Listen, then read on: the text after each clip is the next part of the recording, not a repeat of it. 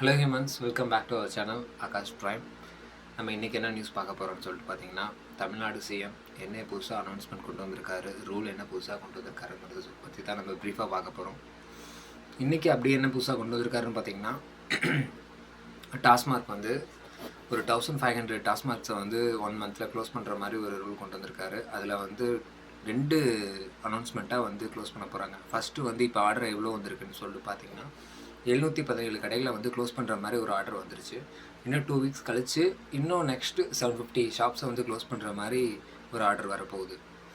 இப்போ இதில் வந்து எந்தெந்த மாதிரி இருக்க ஷாப்ஸ்லாம் வந்து க்ளோஸ் பண்ணுவாங்கன்னு பார்த்தீங்கன்னா, ஸ்கூலுக்கு பக்கத்தில் இருக்கிறது, colleges, medical shop, medical something, hospitals, அப்புறம் பஸ் ஸ்டாப், இந்த மாதிரி ரொம்ப பப்ளிக் அதிகமாக வந்து க்ரௌடடான ஏரியாவில் இருக்க டாஸ்மார்க்ஸை பூராமே க்ளோஸ் பண்ணுற மாதிரி ஆர்டர் கொண்டு வந்திருக்காங்க. இது ரொம்ப நல்ல விஷயம். அப்புறம் பார்த்திங்கன்னா இந்த டாஸ்மார்க்ஸோட டைமையுமே வந்து குறைக்கிறதுக்கு உண்டான ஒரு பிளானை கொண்டு வந்திருக்காங்க. இது ரொம்ப நல்ல விஷயம். இப்போ பார்த்திங்கன்னா காலையில் 12 o'clock ஓப்பன் பண்ணி நைட்டு 10 o'clock வரைக்கும் இப்போ ரன்னிங்கில் இருக்குது. இதை வந்து 10 ஹவர்ஸை வந்து 8 ஹவர்ஸாக வந்து குறைக்கிற மாதிரி ஒரு பிளான் கொண்டு வந்திருக்காங்க. அது எப்படி பார்த்திங்கன்னா, அது இன்னும் இம்ப்ளிமெண்ட் ஆகலை. இன்னும் ஒரு 3 days வந்து இம்ப்ளிமெண்ட் ஆகும். இப்போது மார்னிங் 12லேருந்து 8 வரைக்கும் இருக்கிறத 2 o'clockலேருந்து நைட்டு 10 o'clock வரைக்கும் இருக்க மாதிரி இருக்கும். இல்லைனா 12 o'clockலேருந்து நைட்டு 8 o'clock வரைக்கும் இருக்க மாதிரி இருக்கும். இந்த 2 சைக்கிளாக இருக்க மாதிரி கொண்டு வந்திருக்காங்க.